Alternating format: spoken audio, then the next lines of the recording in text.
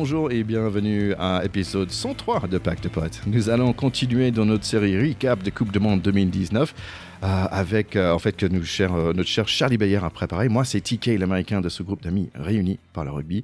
Donc, je profite en ce moment pour dire bonjour à toi, mon cher Charlie, le seul de notre pack qui joue toujours. D'ailleurs, tu n'as pas un petit transfert à quelque chose à nous annoncer? Ouais, qui joue toujours, qui est présent sur les terrains en tout cas. À dire s'il joue, c'est un peu plus compliqué. Mais on peut m'appeler la Girouette parce que après d'avoir quitté le Massif pour la CBB et la CBB pour le Massif, je retourne à la CBB en quittant le Massif l'année prochaine. Donc, je retourne ma veste, mais toujours du bon côté. Bah, écoute, je te souhaite une très bonne saison et bon, je pense que d'ici très peu, tu vas commencer à faire des sprints sur les terrains, donc je pense bien fort à toi en août. La semaine dernière, on est remonté dans le DeLorean de Back to the Future avec Marty and the Doctor pour retourner à la Coupe du Monde en Japon en 2019. On a vécu tous les matchs de l'équipe de France qui a fini malheureusement avec un défait contre Pays de Galles. Qu'est-ce que tu nous as préparé là, mon cher Charlie? Et ben après avoir suivi le parcours de l'équipe de France et le début des phases finales, enfin en l'occurrence juste un quart de finale qui nous a rendu un peu triste, mais bon, qui était un beau quart de finale de l'équipe de France quand même. On est allé replonger dans les phases finales à partir de demi-finale. En fait, il y avait eu le fameux Angleterre-Nouvelle-Zélande et en face un Pays de Galles, Afrique du Sud, moins épique. Clairement moins épique, on peut le dire comme ça. Mais très proche quand même, très proche. Très proche, oui, mais moins. Enfin, c'est-à-dire que c'était pas les Galactiques comme on a pu. Enfin, je ne ferai pas référence au match Pays de Galles, Afrique du Sud, comme je fais référence au match Angleterre, Nouvelle-Zélande dans mes discussions de soirée.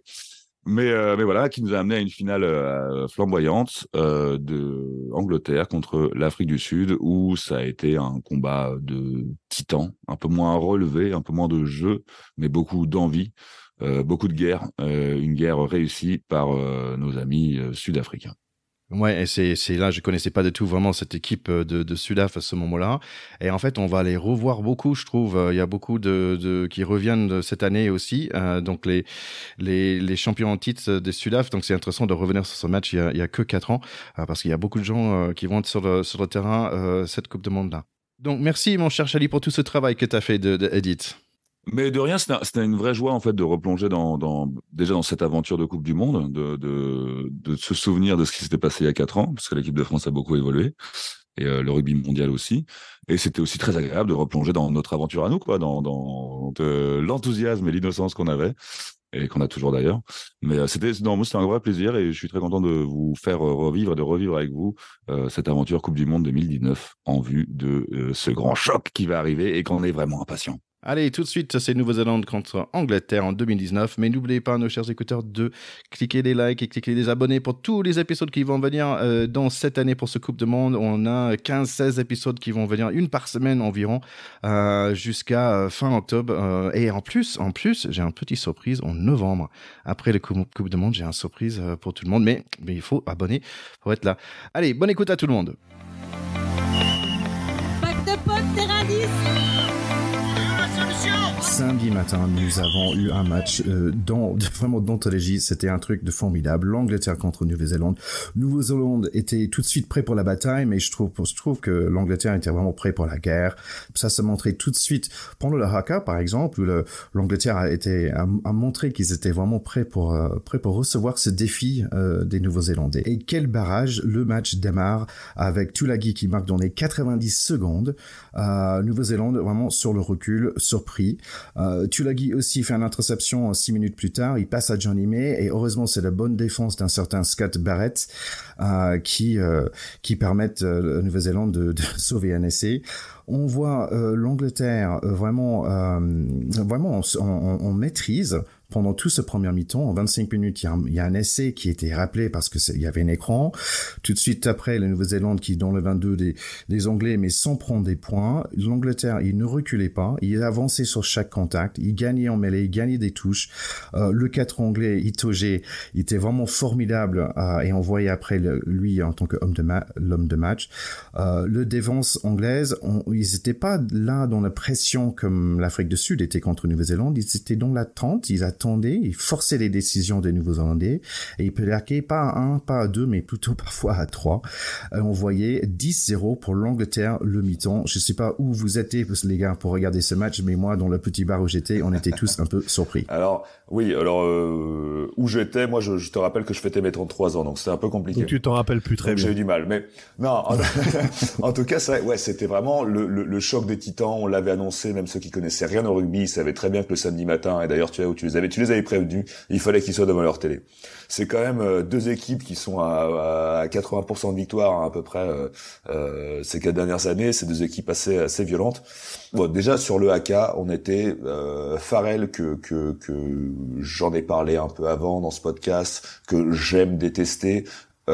Il m'a fait frémir, quoi, son petit sourire du type qui va manger son petit déj. Mais c'est le mec en face de lui, il y a des guerriers et lui ça le fait marrer, quoi. Il dit je vais me marrer la gueule, les gars. Vous savez pas ce que je vais vous envoyer. Et en effet, je pense qu'ils étaient pas prêts, hein, les Néo-Zélandais. Mais tu as cité Maro Itoje. C'est vrai bon, il a été énorme. J'ai pas assez de superlatifs, hein, on va me dire que je parle que des deuxièmes lignes encore, mais je pense que le fait qu'il a été homme du match, le fait qu'on parle que de lui, ça fait un peu oublier aussi la prestation de Courtney Love, qui a été, en fait, ils avaient un attelage mais d'assassins. Faut pas oublier qu'en face, quand même, Retallick, Whitelock, c'est des mecs, c'était la 54e ou 55e fois qu'ils jouaient ensemble. Ils avaient quand même des beaux animaux en face.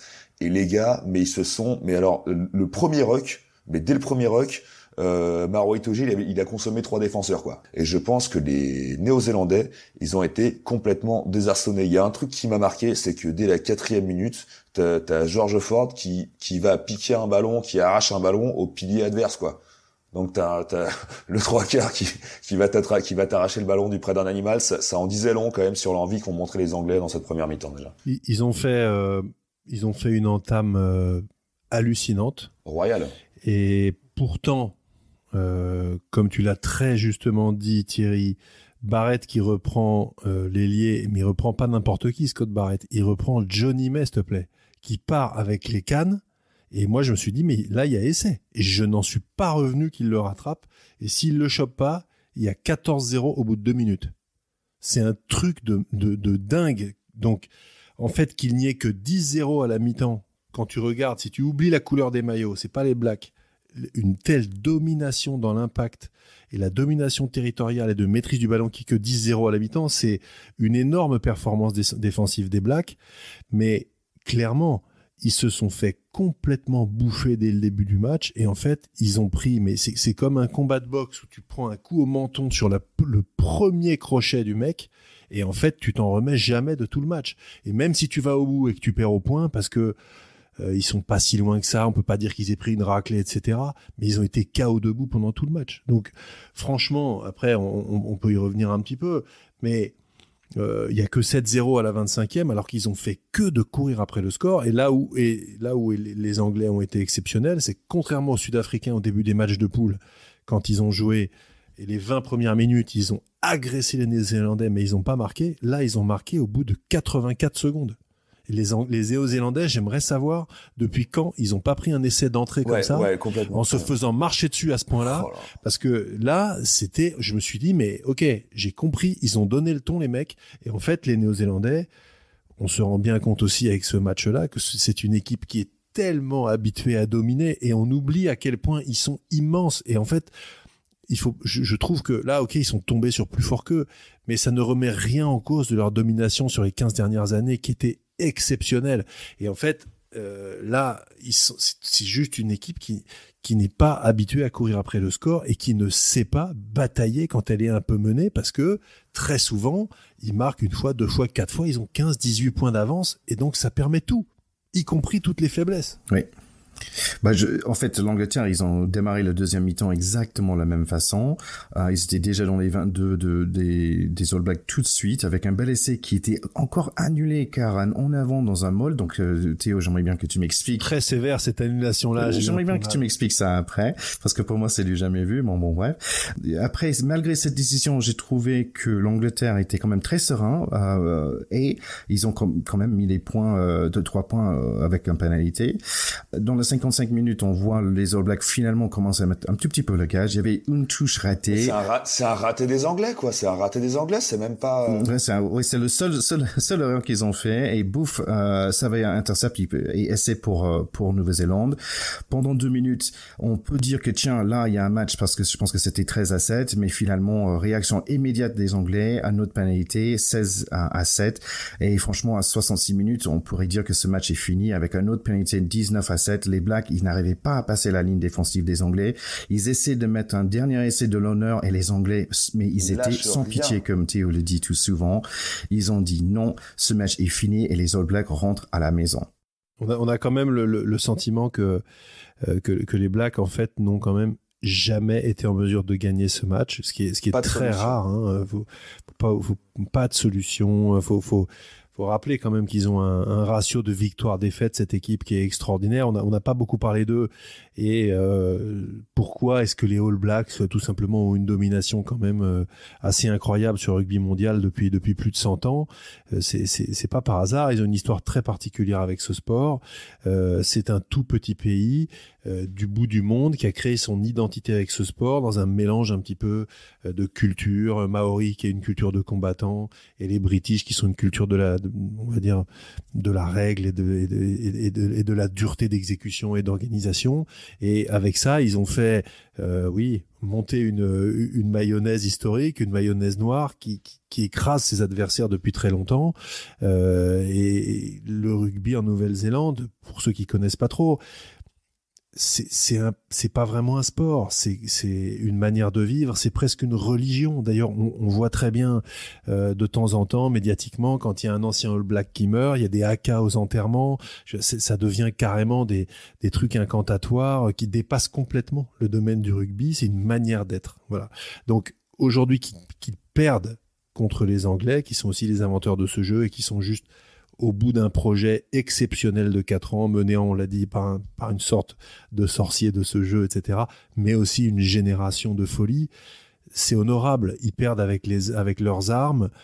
Ils ont quelques jeunes joueurs dans cette équipe, beaucoup de jeunes derrière, plutôt des mecs expérimentés et un peu plus vieux devant. Et je pense qu'en fait, là, on a eu la confrontation entre deux équipes qui sont pas au même niveau d'intégration. Et moi, j'ai trouvé que dans cette équipe des All Blacks, il y avait une faiblesse de la morale collective. Et je pense que les avants ayant un petit peu failli, parce que Retallick et l'autre deuxième ligne, Whitelock, ont été pris quand même par leur vis-à-vis d'une manière incroyable, alors que c'est des mecs qui ont dominé la planète rugby il y a 3-4 ans.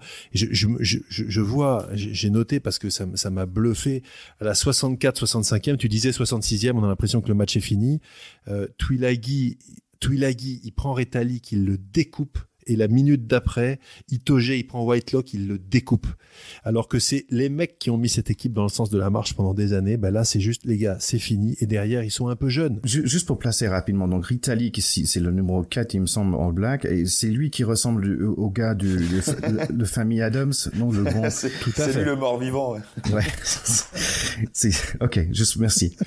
C'est tout à fait ça. Et ces deux joueurs-là, voilà, ils ont énormément compté chez les Blacks ces quelques dernières années. Je crois que c'est Retallick qui a été meilleur joueur du monde en 2016 ou 17, je sais plus, un truc comme ça. Et là, bon, ils ont tout simplement été pris. Et derrière, moi, ce que j'ai trouvé, c'est que le centre du terrain, et en particulier le 10 et les deux centres, ont pas assez pesé sur ce match. Et c'est vrai que les Blacks, sur ces dernières générations, ils avaient quand même un numéro 10 comme Daniel Carter et un 3/4 centre comme Mahanonou. On les remplace pas comme ça. Je veux dire, là, ils ont une équipe de mecs qui sont en devenir. Le 10 a très peu pesé dans son jeu au pied.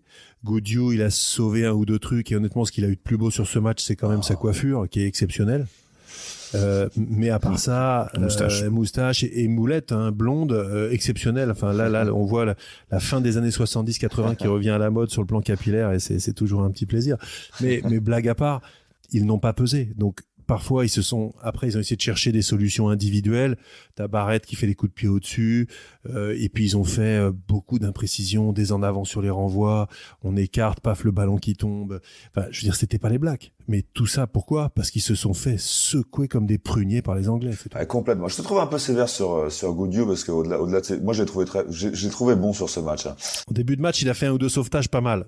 Ouais, on le voyait quand même pas mal, hein, mais c'est quand même pour continuer un peu dans l'idée de ce que le rugby peut représenter pour eux.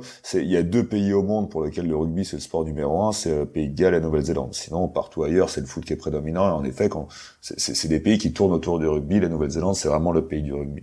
Après, juste, je rebascule vers l'Angleterre, où tu as parlé d'un projet de 4 ans. Où ils sont allés chercher ce fameux sorcier. Pour moi, c'est vraiment un projet de plus longtemps, hein, parce que déjà avec Lancaster, ils avaient amorcé un changement de stratégie et ils ont commencé, je trouve, même s'ils ont loupé leur Coupe du Monde 2015, ils ont commencé ce revirement vers le jeu, vers tout ça, déjà avec Lancaster. Pour continuer un peu aussi sur ce que tu disais, tu vois, c'est vrai que ce timbre à la 65e là de Itoje sur Whitelock, c'est en fait, ce match, par rapport à tout ce que tu nous décris un peu de ce qu'est la Nouvelle-Zélande et ce qu'est le rugby pour la Nouvelle-Zélande et la Nouvelle-Zélande pour le rugby, c'était un peu, pour moi, hein, quand j'ai vu ce match, c'est un peu, putain, c'est des humains, tu vois. C'est un peu Superman peut saigner, tu vois. T'avais un peu ça, quoi. Et je trouve que ça remet pas en cause ce qu'ils sont d'exceptionnels. Leur valeur, bien sûr que non, mais bien sûr que pas non, du au tout. contraire. Et on peut perdre quand même. Mais pour moi, ce timbre, il était assez représentatif parce que pour moi, c'était vraiment genre...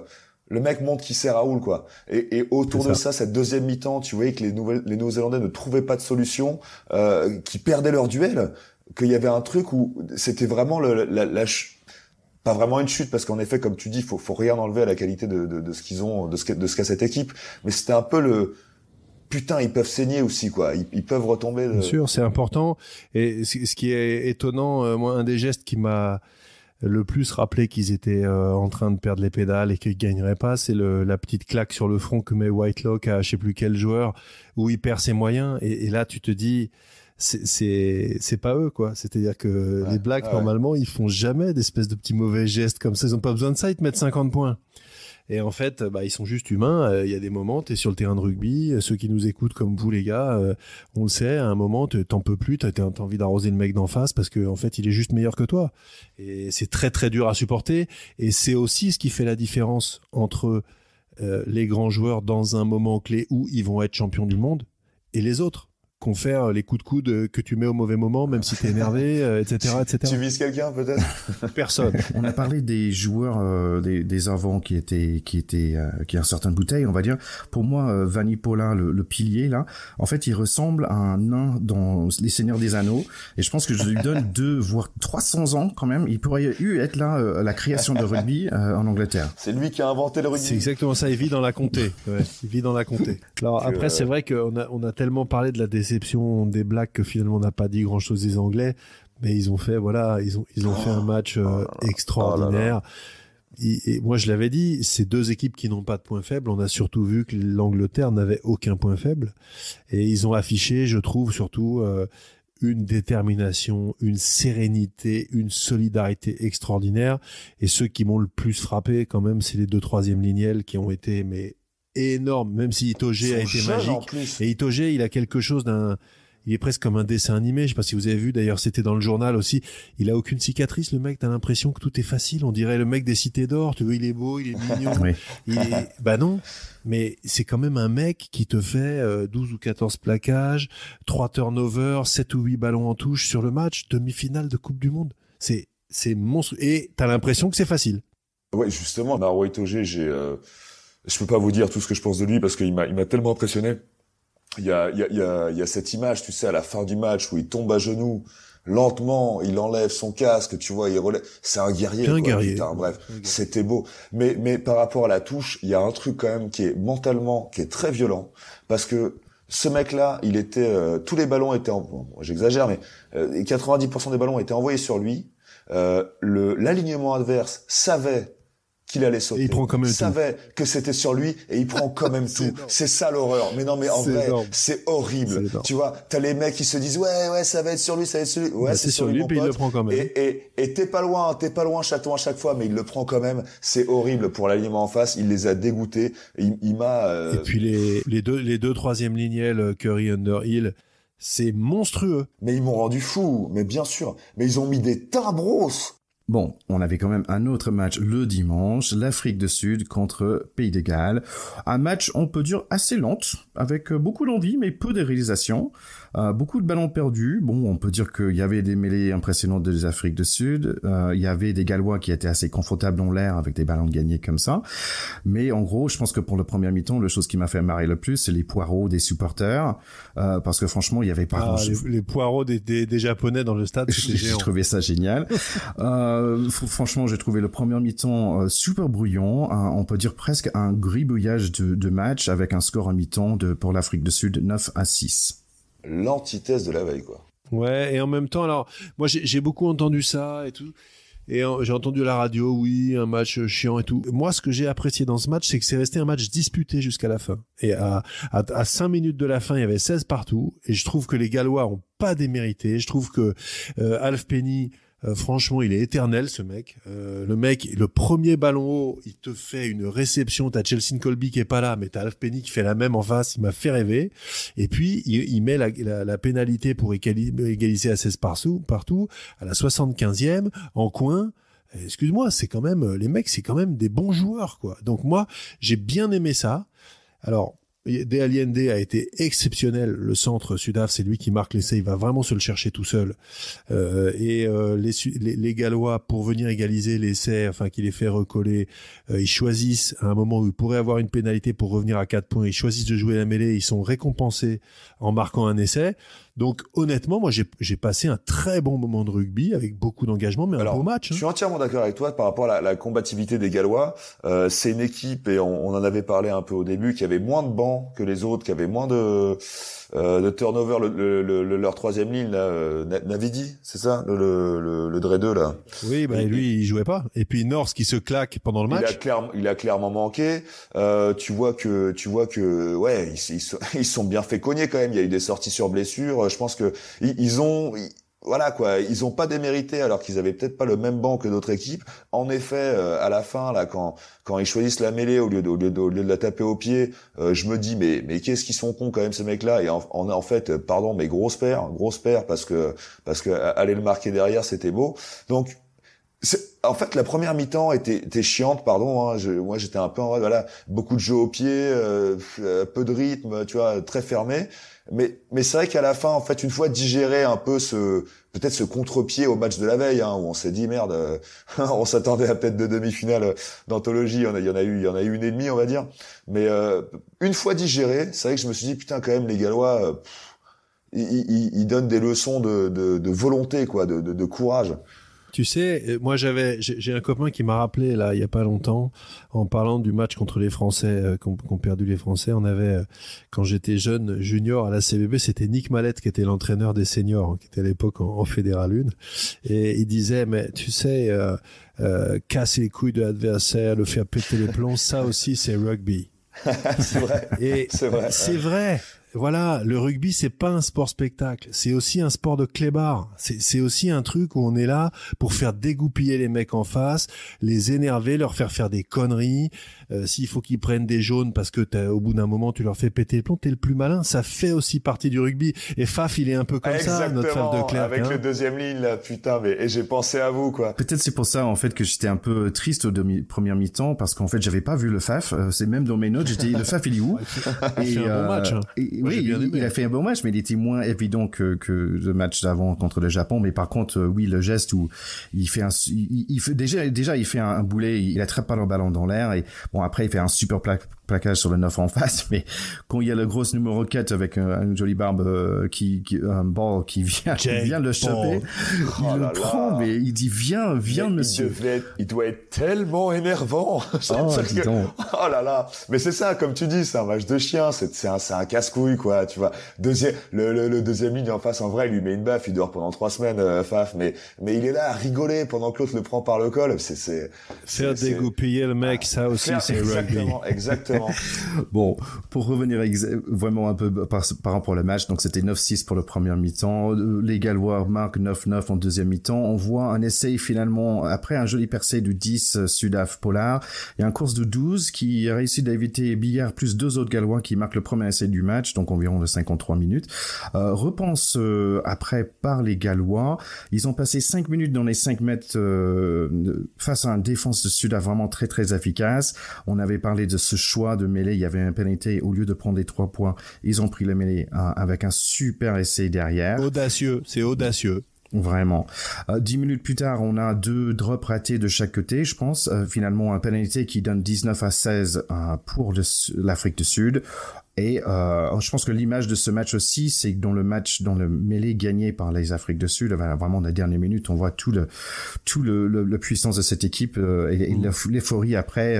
L'euphorie entre les mecs, ouais. C'est aussi ce qui faut jamais l'oublier, hein, ce qui fait de ce sport un sport un peu à part. C'est pour ça qu'on aime bien aussi les gars. C'est vraiment la communauté, la fraternité d'armes. On voit très bien cette mêlée. Je suis tout à fait d'accord avec toi. Il y avait pas mal de joueurs qui étaient sur le banc, qui étaient rentrés. Et là, ils font basculer finalement un match encore très indécis, 16 partout juste avant, sur une mêlée comme ça. Et là, quand tu joues devant, c'est des sensations extraordinaires. Et en fait, t'as vraiment des frissons, y compris quand tu n'es pas dans la mêlée, mais les mecs de derrière, ils ont aussi envie de leur sauter dans les bras.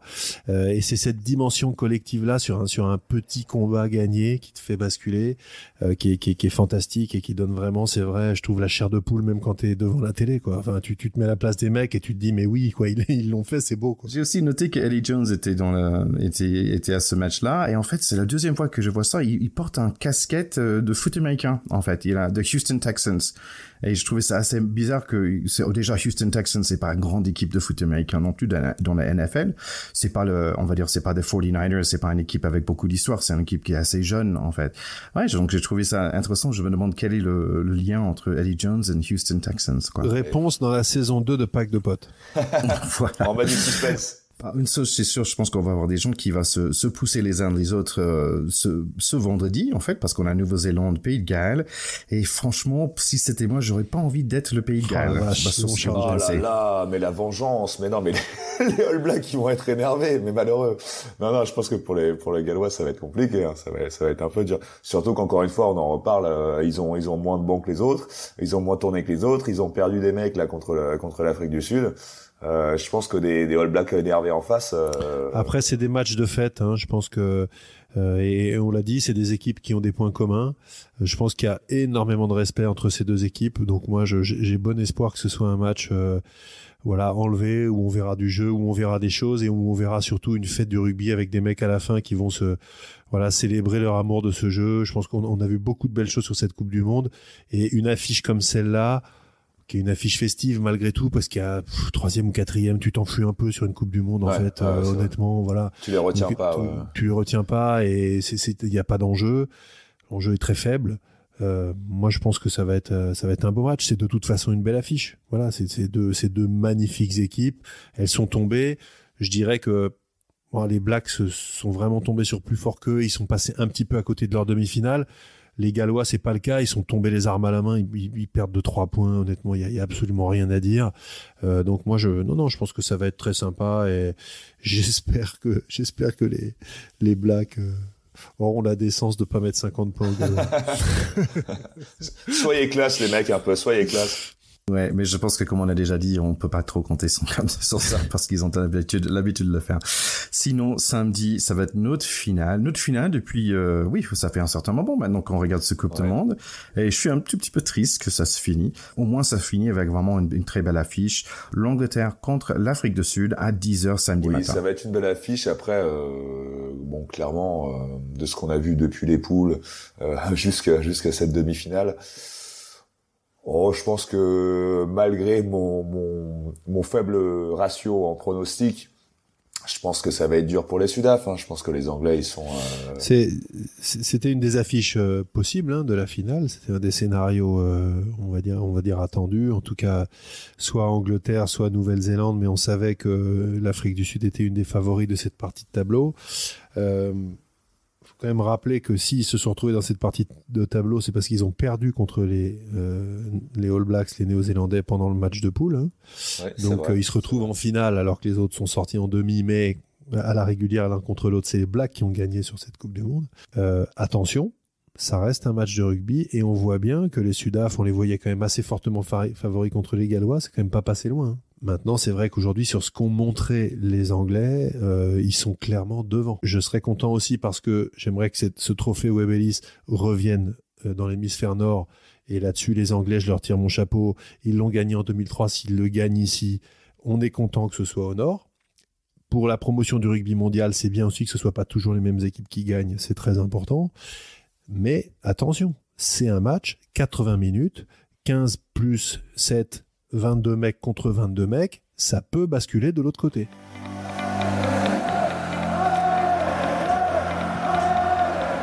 Ce premier match pour ce petit final, c'était vendredi matin. Après un Halloween bien sympa avec les enfants, un peu de bonbons le matin, c'était pas mal.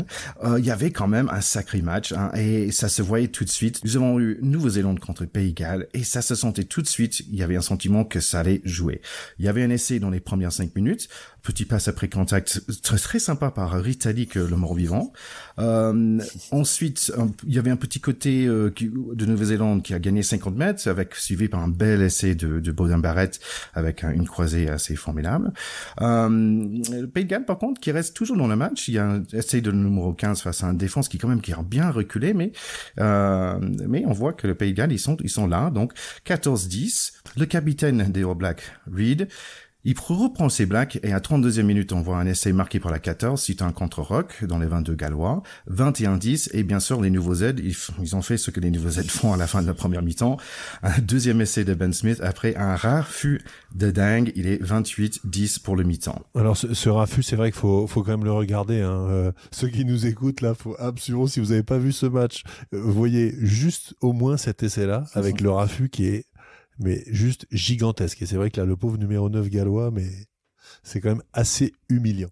Donc le deuxième mi-temps a démarré exactement le même. Il fallait juste 1 ou 2 minutes pour que le All Black Ryan Crotty marque après un passe super sympa de certains Sonny Boy Williams. C'était un match un peu raccourci pour un Patchell et aussi notre Alwyn Jones qui est parti en environ 50-60 minutes. Quand même, on voit que le Pays de Galles reste dans le match avec un essai de Josh Adams, son 7e. Il est quand même leader de ce Coupe du Monde avec cet essai marqué. Un essai d'avant, hein, qui a rien à voir avec les essais d'ailier qu'il met d'habitude. Il a été chercher le ballon dans un petit tas pour planter derrière la ligne. Ouais, quand même important. Je pense qu'il y avait 19 ou 20 phases de jeu qui a vraiment montré cette côté borné, pas borné, c'est ça, mais borné, c'est bien ça, borné. De cette équipe galloise. Ils voulaient pas finir avec que 10 points.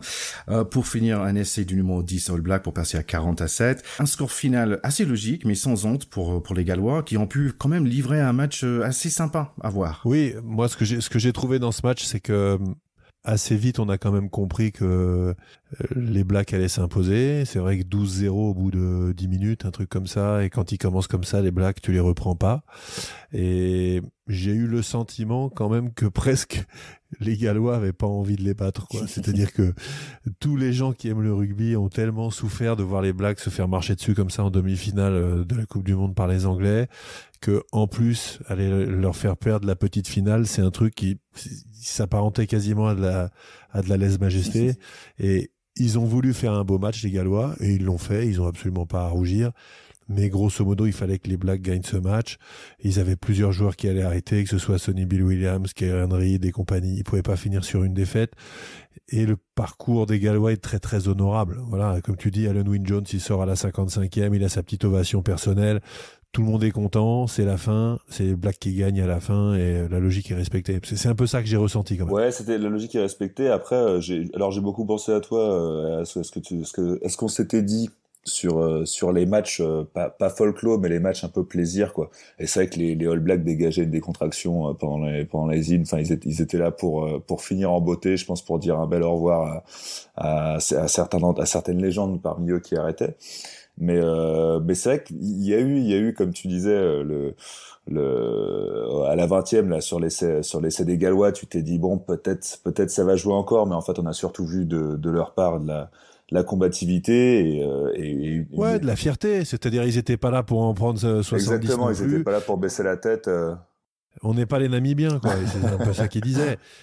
Mais honnêtement, on n'a jamais douté que les Blacks avaient gagné ce match. C'est ça, c'est que très tôt, t'as vu que cette décontraction, elle venait aussi d'une maîtrise et tout. Je pense que j'ai aussi, dans cette idée de match du plaisir, c'est qu'il y a quand même un gros coaching quand avant l'heure de jeu, Stevenson, il fait rentrer un peu tout le monde pour, tu sens que tout le monde croque un peu à cette Coupe du Monde. C'est l'esprit de ces matchs-là aussi. Ça reste des matchs un peu gigot-haricot quand même. On s'en fout d'être troisième. Exactement, il fait un peu croquer tous les copains et voilà quoi. Mais tu dis la logique est respectée parce que les All Blacks gagnent, et la logique est aussi respectée parce qu'on a vu une belle compatibilité de la part de ces Gallois qui ont eu une Coupe du Monde un peu dure au niveau des blessures, un peu dure au niveau de leur banc. On l'a dit un peu chaque semaine et du coup, ça a été assez agréable à voir, en effet. J'étais étonné par l'effet que Nouvelle-Zélande soit tellement frais. Je trouvais vraiment frais après, déjà sur le terrain après d'être battu par les Anglais. Oui, après c'était concassé par Ouais, je trouvais un force mentale, bravo.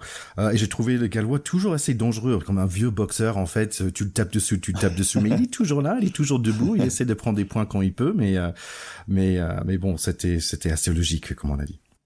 Ouais, il y a eu le seul truc qui m'a un peu surpris, c'est peut-être c'était la décontraction, peut-être que c'était dû à la compatibilité, mais c'est vrai que sur le secteur de la touche, les All Blacks, ils avaient plus trop l'air d'y être. Après, c'est vrai qu'ils ont, quand tu vois que leurs avants se mettent à jouer comme des trois quarts là sur l'essai le premier essai là des All Blacks dont tu nous as parlé, c'est que c'était un 8-4-1 étrange un peu. Ce qui m'a plu, c'est que on a retrouvé les Blacks, quoi. Voilà, c'est-à-dire que ils ont affiché leur domination, leur grande qualité technique, de jeu collectif.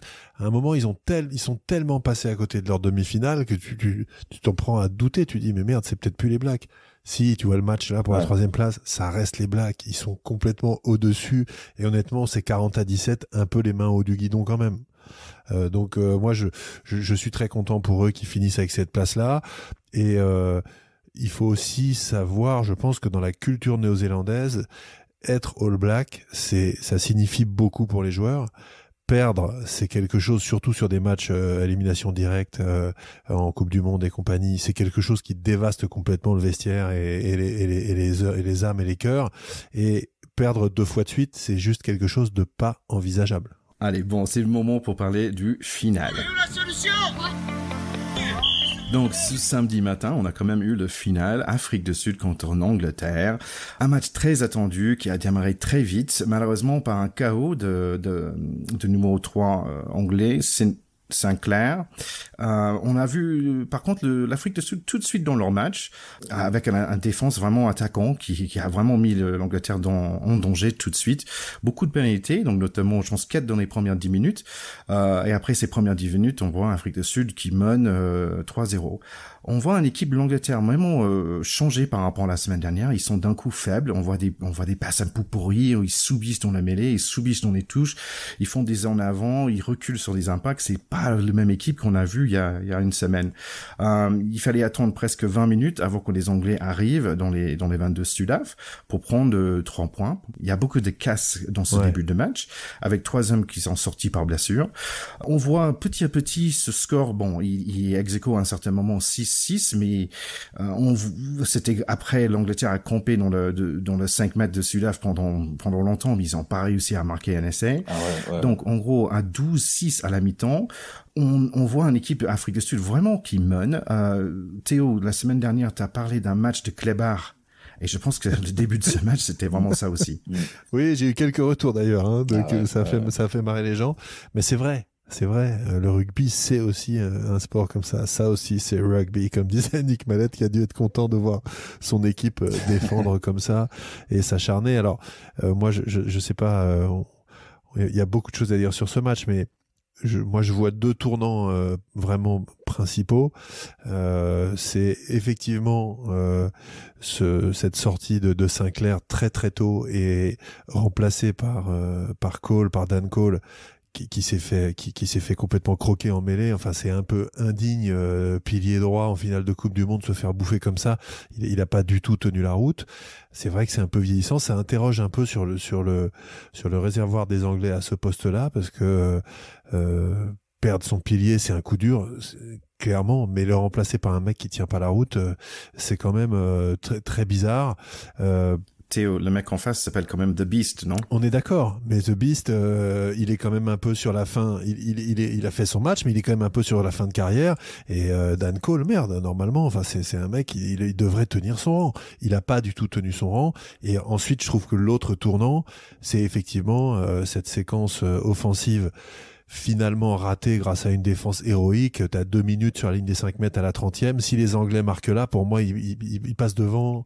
Et derrière, ils doivent arriver à faire s'inverser la confiance. En fait, ils ont complètement perdu confiance parce qu'ils ont raté leur début de match, alors qu'on a bien vu la qualité de leur début de match contre les Néo-Zélandais en demi-finale, où ils avaient été extraordinaires. Ils avaient marqué d'entrée. Ils leur avaient dit, mais attendez, c'est nous les patrons. Voilà. Et là, ils ont rien dit du tout. Et au moment où ils ont eu la possibilité d'accélérer, et sur cette action-là, la 32e qui se finit avec un moment où Owen Farrell en position de demi-mêlée qui se fait reculer par je sais pas qui, ils étaient sur les 5 mètres, ils se retrouvent sur les 40 mètres à coup de plaquage et de défense. Là, simplement, les mecs leur ont dit en face, bah non, les tauliers, c'est nous. Voilà. Et pour moi, après cette action-là, je me suis dit, ils y sont pas trop dans leur tête, ils sont pas dans un grand jour, et en plus là, il y a des mecs en face qui leur disent vous ne passerez pas. Charlie, est-ce que tu as vu d'autres choses pendant ce premier mi-temps? Alors ouais, pour moi, j'ai effectivement noté les deux faits de jeu là dont vous avez parlé. Pour moi, c'était le plus progressif parce que tu avais cette sortie de Sinclair remplacée par Cole qui effectivement a morflé. Donc première étape, on voit qu'en mêlée, ils ont du mal, ils subissent. Après, vers la 10e, 11e minute de jeu, on sent que l'ascendant, alors les passes étaient mal ajustées, il y avait un peu ils avaient du mal un peu les Anglais, mais t'as Maro Itoje qui repart faire sur Maro Itoje, qui met les mains sur le ballon, qui commence à gratter, il s'est fait défoncer. Bon, évidemment, il reste debout parce que c'est un guerrier, mais tu sens que voilà, il va pas pouvoir s'amuser comme la semaine dernière. Tu vois, déjà, c'est un autre signe. Pareil, à la 14e, 15e, Lowe's, qui était impérial la semaine d'avant, se fait contrer en touche. Tu sens qu'en fait, toutes les phases où ils avaient des certitudes, en fait, la semaine d'avant, ils se font bousculer. Mais pour moi, c'était vraiment progressif. On voit que chaque fois qu'il y a une phase où ils vont pouvoir s'exprimer, ils se font niquer et on arrive effectivement à la demi-heure de jeu, là où il reste 2-3 minutes, mais à se défoncer, c'est là où il y a 2 blessures en face, là, c'est là où le deuxième ligne sort avec l'épaule en vrac, ou le talonneur aussi Sudaf sort, enfin, c'est une séquence, mais d'une violence inouïe, et ils repartent avec 3 points. Et offensivement, là, pour moi, ils perdent vraiment le match là parce que ils montrent qu'ils sont dans un jour où ils n'ont pas les solutions. Et même Ben Youngs, plusieurs fois, il est tout près de la ligne. Combien de fois sur des séquences comme ça, il y a eu essai derrière côté anglais, mais à chaque fois, il marquait. Voilà. Bah, et surtout que expliquer, je pense qu'il y a des équipes, si tu leur dis, Poulet, en fait, ce qu'on va faire, c'est te rentrer dans la gueule, tu vas voir, ça va être dur. Je pense qu'il y en a qui peuvent trembler, mais toutes sauf les Sudaf, en fait. Les Sudaf, tu leur dis, gars, pendant 80 minutes, on va se rentrer dans la gueule. Je pense que eux, ils disent, super, c'est ce qu'on fait depuis 30 ans, quoi. À l'image de mon petit Faf. À l'image du petit Faf. Et du coup, oui, en effet, en première mi-temps, j'ai trouvé que les Anglais montaient des signes de faiblesse et que le score, au final, était pas flatteur pour eux, mais on sentait qu'ils avaient réussi à contenir un peu au score. Ouais, c'était quand même, ça restait un match proche, mais comme toi, j'étais surpris je pense que c'est à ce moment-là, on a vu le numéro 8 anglais Billy Vunipola se fait retourner par un défense, et c'est pas quelque chose qu'on voit tous les jours. Bon, le match a redémarré un peu dans la même zone, 15-6 par un autre pénalité pour l'Afrique du Sud. Quand même, à la 47e minute, on voit un certain remontée de fierté des Anglais. Il y a un pénalité par Farrell qui manque, qui rate d'ailleurs un autre par la suite. Donc 15-9, donc ça reste un match à 6 points. Et à 58 minutes, il y a un truc qui se passe. J'aimerais bien que Théo, tu m'expliques après. Il y avait une espèce de maul préparé. En fait, il y avait un pass vers, un groupe de 8 mecs qui ont fait un truc que j'ai pas vu. Bon, pénalité, ok, c'est très bien. Mais l'Angleterre reste plus ou moins dans le match. C'est encore dans leur portée. Jusqu'à 66 minutes, il y a un très joli essai par un certain Mapimpe, si j'ai dit bien. Mapimpi, c'est son 6e essai du tournoi. Et finalement, un autre temps fort des Anglais, mais encore 0 points. Ça finit par 2 autres en avant des British dans ces dernières minutes. Et finalement, on voit 73 minutes, il y a Chelsea Colby qui fait un super essai individuel. Il dépose gentiment notre ennemi favori Owen Farrell pour marquer l'essai de la victoire. Ça finit 12 pour l'Angleterre, 32 pour l'Afrique du Sud. Comme on dit sur cet essai-là, il lui a laissé sa carte de visite. Hein. Ça fait mal. Hein. Cet essai-là, il est quand même hyper humiliant, et on le voit d'ailleurs c'est symbolique, hein, que ce soit Farrell qui rate le plaquage, et ensuite tu vois quand il va marquer, celui qui dépose et qui baisse la tête complètement sur son maillot ensanglanté, c'est symbolique, c'est Billy Vunipola qui essaye de venir défendre, mais il est à la rue aussi, il n'y arrive pas, et là-dessus ils savent que c'est perdu, quoi. Voilà, là ils savent que c'est terminé, donc c'est extrêmement dur pour eux. Effectivement, tout a basculé vraiment en termes de score après la 62e, parce que à la 62e, tu as encore que 18-12, ce qui est très peu. Enfin, je veux dire, il y a plein de matchs qui peuvent se retourner encore à ce stade-là. Mais moi, je trouvais que la défaite était déjà dans les yeux des Anglais. Ils étaient sortis du match complètement. Et d'ailleurs, Watson, là-dessus, à la 62e, se fait pénaliser par une faute mais ridicule où il vient bousculer un mec sous le ballon. Mais tu peux pas faire ça en finale de Coupe du Monde. C'est une faute de cadet. C'est invraisemblable de faire ça. Et là, pénalité. Et puis ensuite, voilà, on sait ce qui s'est passé. N'oublions pas que sur l'essai de Mapimpi, l'action que fait le 13, qui fait une passe quasiment aveugle pour Mapimpi, elle est magnifique. Et Ben Youngs, il se demande encore où est le ballon. Il a rien vu, il a rien compris. Et cet essai, il est quand même sublime. On peut pas enlever ça au Boc, qui font voilà, un match ultra physique, etc. Et puis c'est tomber de leur côté sur une capacité à faire des très jolies choses balle en main quand même. Moi, ce que j'ai beaucoup aimé sur ce match aussi, et pendant toute la Coupe du Monde, c'est le match d'André Pollard et de Allende, le centre, le premier centre Sudaf, qui font un match au centre du terrain quand même énorme, les deux. Et André Pollard, il arrive à Montpellier, ça va faire bobo en top 14. On en reparlera peut-être, les gars. Mais bonjour le joueur que c'est quand même. Il y a des chances qu'on en reparle. Après, moi, j'avais aussi noté, je pense que le petit moment de regain là dont tu parles, où avec la pénalité de Farrell là au début, c'était surtout que les Anglais gagnent une mêlée quoi autour de la 50e, et on se dit il y a peut-être un. Ouais, peut-être à ce moment-là, et c'était quasiment une des premières en fait où ils sont bien en mêlée, mais t'es à l'heure de jeu déjà. Exactement. Derrière Curé gratte un ballon, il y a la troisième ligne qui se réveille un peu, on se dit que ça va passer, mais en effet. Que de ballons tombés. Qu'est-ce que c'est inhabituel. Mais dès le début, les passes étaient pas du tout. Enfin, tu voyais qu'ils se trouvaient pas. C'était un peu. J'allais dire une saloperie. On aurait dit des Français. Non, je déconne. Non, mais ils nous ont fait un truc à l'équipe de France. Bah, d'ailleurs, les Français, à chaque fois qu'ils ont battu les Blacks, ils ont perdu derrière en Coupe du Monde. Hein. C'est une malédiction là-dessus. Hein. Ouais, c'est ça. Excuse-moi, c'est pas forcément vrai parce que au moins avec les Français, on rêve pendant un mi-temps. On est dans les nuages, c'est super beau. Et après, c'est moche. Là, c'était moche pour l'Angleterre. C'est vrai. Sur cette Coupe du Monde, ils ont toujours été un peu bons au moins. Mais et du coup, alors donc c'est vrai qu'il y a eu ces deux essais qui sont beaux, mais surtout celui de Colby. Oui, on peut pas dire que je pense qu'il y a de la greffe de rein en demande du côté du Japon. Mais pour être tout à fait honnête, moi pendant ce match, alors j'ai complètement retourné ma veste, et c'est peut-être un peu l'histoire du traître qui a trahi pour rien, mais j'étais derrière les Anglais, moi, après le match qu'on avait vu la semaine dernière, j'avais très envie qu'ils gagnent, je les trouvais beaux, et du coup j'étais un peu en colère contre les Sudaf. J'ai été apaisé plus tard pour les images de la victoire dont on va parler, et pour plein d'autres raisons, parce qu'en vrai, c'était, en tant qu'avant, tu peux que apprécier le match qu'ils ont fait. C'est un match ils ont pas eu besoin des trois quarts, sur ce match. C'était, à part à la fin, bon, histoire de les faire briller un peu, mais c'était vraiment un match d'avant. Mais c'est vrai que pendant le match, je me suis dit, putain, on a eu une Coupe du Monde 2015, qui était l'avènement du jeu. On a eu, pendant cette Coupe du Monde, beaucoup de jeux. On a eu les Japonais qui ont brillé par quelque chose de très construit, où ça partait. La semaine dernière, on s'est régalé. Et là, t'as les Sudaf, ils nous ramènent 15 ans en arrière, ils en ont rien à branler. Occupation, défonçage de gueule, et puis jeu au pied de temps en temps.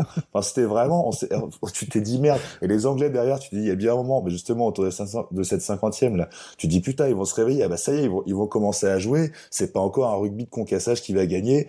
Bah si, bon, bah, il y avait cette petite déception, quoi. Si. Pour être tout à fait honnête, bon, voilà, c'est beau, derrière, c'est une belle victoire, c'est un beau match d'avant, ils y ont été ferraillés, ils ont été là chercher cette coupe, il y a aucun souci là-dessus.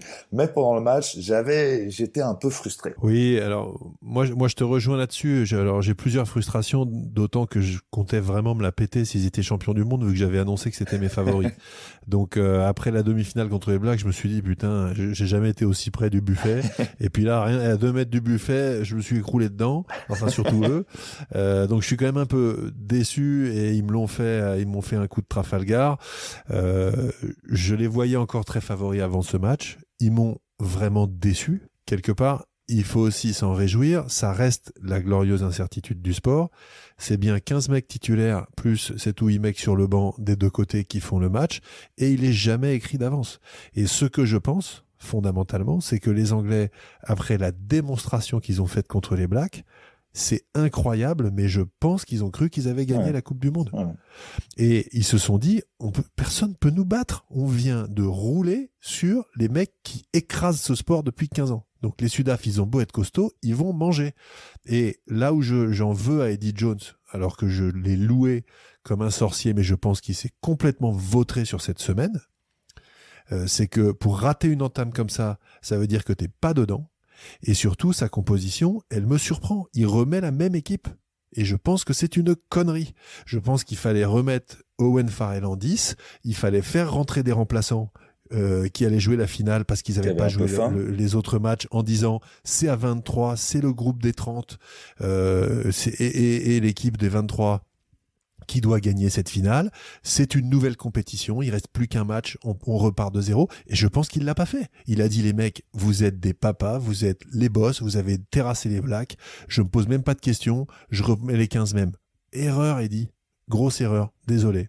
Et aussi, si je peux, la semaine dernière, dans notre dernier podcast, on avait parlé de deux histoires différentes et que il y avait une histoire d'un homme, le coach Eddie Jones, qui était vraiment une très très belle histoire. Mais en fait, c'était maintenant que je pense, c'était face à une histoire d'une équipe dans l'Afrique du Sud, dans l'équipe qui est complètement changée, cette équipe arc-en-ciel. Et en fait, finalement, dans les deux histoires, c'est l'histoire de l'équipe qui a gagné contre l'histoire d'un homme. Oh. Oui, alors peut-être, c'est vrai que on avait souligné d'ailleurs dès le début, dans les matchs, dans les tout premiers matchs, les matchs de poule, etc. On avait dit que ils étaient à un moment de leur histoire où ils avaient un capitaine noir pour la première fois. C'est pas anodin, on l'a dit la dernière fois, mais faut le redire. Pour ce pays-là, c'est extrêmement significatif. Et d'ailleurs, il y a eu des scènes de liesse en Afrique du Sud, qui est un pays qui va très mal par ailleurs, et on peut évidemment que se réjouir que le sport qu'on aime nous en plus, soit le véhicule d'une joie partagée entre des mecs qui oublient d'un seul coup qu'ils ont des tas de problèmes, du racisme latent à plein de trucs. Il y a d'ailleurs une sale histoire qui tourne au basque d'Edzebet qui était à moitié chez les flics avant la Coupe du Monde parce qu'il avait insulté ou je sais pas quoi, il aurait des insultes racistes à un mec dans la rue. Donc c'est un pays qui reste encore très marqué par ça. Donc évidemment, tout ce qui peut cimenter ce pays, c'est beau. Et d'ailleurs, Chelsea Colby, c'est un métis. Et c'est un pays dans lequel il y a encore assez peu de métis. Il y a beaucoup de blacks, beaucoup de blancs, mais c'est beau aussi qu'il y ait des métis qui soient aussi le signe de l'intégration, comme l'était d'ailleurs Brian Abana. Sur le discours qui a été donné aux Anglais, qui peut-être Eddie Jones s'est trompé, peut-être aussi que les Anglais ont trop entendu les discours des instances, parce que je sais pas si vous avez entendu pendant la semaine, mais les Anglais auraient été la fédération anglaise aurait été dans une mer de noir financièrement si les Anglais avaient gagné par rapport aux primes promises. Donc si ça se trouve, les Anglais fin défenseurs de leur reine, ils se sont juste dit, bon les gars, on va pas ruiner la fédé quand même. On a fait notre finale la semaine dernière, on va les laisser tranquilles. Je pense que c'est ça, ils ont entendu le mauvais discours. C'est encore un coup de Boris Johnson. C'est ça. C'est vrai que, Charlie, tu disais à l'instant, et je te rejoins complètement, les Anglais, la vérité, c'est qu'ils ont joué leur finale en demi-finale. Voilà. Et d'ailleurs, c'était le match au sommet de cette Coupe du Monde. C'est ce qui rend ces compétitions aussi, là, parfois un peu imparfaites. C'est que moi, je crois quand même que, à part ce match raté, les Anglais auraient mérité avec l'équipe et ce qu'ils ont montré et le fait de battre les Blacks comme ça, d'être sacrés champions du monde et meilleure équipe de cette coupe. Et il faut quand même pas oublier que les Bocs, qui sont champions du monde, ont perdu contre les Blacks au premier tour. Alors que les Anglais leur ont foutu une raclée. C'est les seuls champions du monde à avoir perdu un match dans la compétition. Voilà, donc il y a quelque chose d'un peu frustrant quand même dans cette victoire-là, même si elle ne souffre d'aucun commentaire négatif sur le match en lui-même, qu'ils ont réussi en tout point. Et pour le coup, là, je pense que leur coach Erasmus, lui, moi je le connais pas beaucoup, je sais juste qu'il avait été le coach du Munster, donc c'est un mec qui connaît bien le rugby européen aussi, qui connaît bien certainement la mentalité anglaise, etc. Il a dû trouver les mots. pour que ces mecs-là aillent chercher les ressources et renversent les Anglais en les prenant à leur propre jeu, parce que effectivement les Anglais, eux, se sont troués complètement sur ce match, c'est tout ce qu'on peut dire. Bon les gars, on peut dire que ce Coupe du Monde est fini, malheureusement, c'est un peu triste, mais quand même on a pas mal de awards et des choses à en parler. Juste rapidement, pour chacun de vous, on va dire Charlie d'abord, quel était ton bilan de ce Coupe du Monde? Alors un bilan global comme ça, moi je me suis régalé. Il y a plein de trucs en vrac qui me viennent à l'idée. Déjà le parcours un peu mieux qu'on ne l'espérait de la France, où je suis assez content. Les petites surprises qu'on a vues, l'Uruguay qui a battu les Fidji, c'était un beau moment avec notre petit German Kessler aussi qu'on a adoré.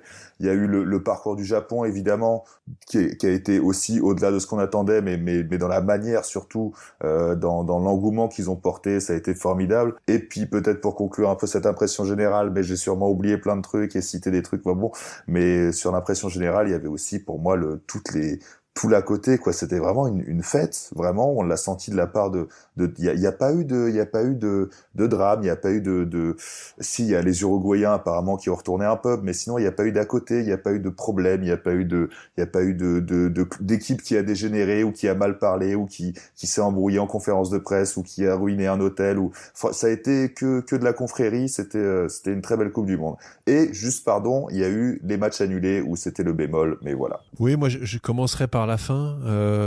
Moi je suis toujours pas réconcilié avec World Rugby sur les matchs annulés non délocalisés. Je leur pardonne pas qu'il n'ait pas prévu de plan B pour ces matchs-là. Donc après ils ont certainement des bonnes raisons. Moi, je les ai pas lus, je ne les trouve pas excusables, et je trouve que c'est le seul point vraiment noir et inadmissible de cette compétition, qui, à part ça, visiblement, les Japonais ont été des hôtes exceptionnels. Toutes les équipes disent qu'ils ont adoré vivre cette compétition là-bas. Je trouve que le rugby, du point de vue de l'image sur le comportement des hommes, que ce soit les à côté, mais que ce soit aussi très souvent les accolades, les aides d'honneur, le respect extrêmement sincère entre les joueurs, et ça se voit. Je trouve que là, on garde une spécificité quand même. Moi, j'aime bien le foot aussi. Parfois, il y a d'autres sports que je regarde avec évidemment plaisir, mais on n'a pas basculé dans le sport business où toutes les valeurs sont à la poubelle qu'on voit dans d'autres sports. Et ça, j'apprécie beaucoup ça. À cet égard, je trouve que c'est très réussi. Ensuite, moi, je suis content que les Blacks ne soient pas à nouveau champions du monde. Pas du tout contre les Blacks, mais parce que je pense que tout simplement, quand tu as une trop forte domination, tu perds de l'intérêt pour le sport en question, et je trouve qu'il fallait pas qu'ils soient 3 fois champions d'affilée. J'aurais aimé que ce soit les Anglais, et surtout j'ai envie de prendre rendez-vous en 2023 parce que les Anglais qui sont évidemment vexés, piqués au vif d'avoir perdu là, faut pas les enterrer. Ils ont une équipe qui est très jeune. Faut pas oublier que leurs 2 troisième lignes, c'est des mecs qui ont 21-22 ans, donc ils n'auront que 25-26 ans à la Coupe du Monde en 2023. Bonne chance pour les faire déjouer et les prendre. Ils vont quand même encore être très bons. Et je pense qu'en 2023, où ce sera en France, nous, le pack de potes, on sera probablement à ce moment-là le podcast numéro 1 mondial en sport. Et franchement, je pense qu'on va juste s'éclater. Donc c'est surtout une grosse envie de rendez-vous. Ouais. Selon les premières estimations. Enfin, on va pas balancer tous les chiffres, mais là, c'est juste énorme. C'est vrai qu'on a vraiment pris plaisir, et c'est vrai qu'en fait, c'est dommage que c'est tous les 4 ans, parce que j'aimerais bien que ça se passe bientôt, cette prochaine Coupe du Monde. Ouais. Et qu'on a vu des belles choses de l'équipe de France. Je suis content déjà, je pense qu'on a fini sur plutôt une bonne note, même si le match était pas super pour la France. Déjà, il y a plein de trucs dans la presse qui disent, tiens, regarde l'équipe qu'on va avoir en 2023, et on se projette en France. Et ça c'est toujours une bonne chose, donc c'est un point positif, je pense, pour la France. Bon, encore, Charlie, c'était super de revenir sur tout ça. Merci pour ton travail de edit. C'était vraiment bien sympa de ta part. C'est un vrai régal de se replonger dans cette aventure. Ça ne me donne que plus faim pour la Coupe du Monde à venir, parce que ça me rappelle toutes les émotions qu'on a vécues il y a 4 ans et qu'on va revivre, je pense, en mieux, puisqu'on ira plus loin et que c'est chez nous. Et j'ai vraiment très hâte que cette Coupe du Monde 2023 commence, 8 septembre. Exactement. Allez, tout le monde, n'hésitez pas à partager ça avec vos copains rugby, fans de rugby ou membres de famille. Si vous avez un oncle, un cousin, une tante qui aime bien le rugby, on va laisser ce lien. Et on se voit très bientôt parce que normalement, la semaine prochaine, on va commencer avec nos différents épisodes où on va attaquer chaque poule pour parler en détail par rapport les 5 équipes dans chaque poule.